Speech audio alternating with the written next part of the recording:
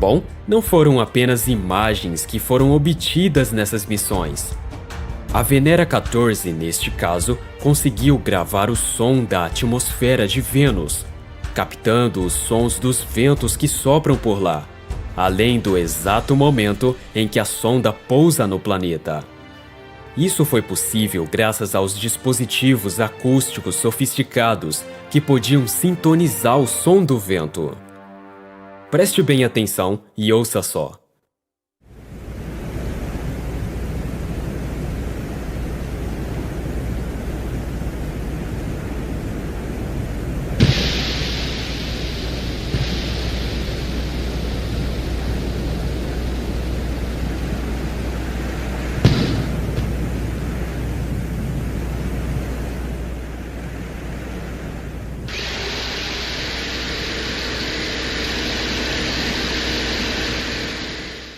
Essa gravação nos dá uma ideia sobre a atmosfera de um outro mundo.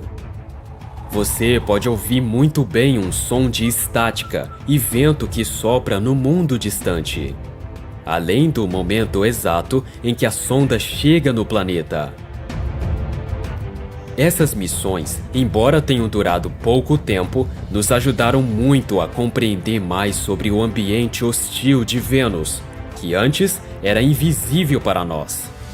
Se você gostou do canal, deixa o seu like, se inscreva no canal e ative o sininho para saber mais.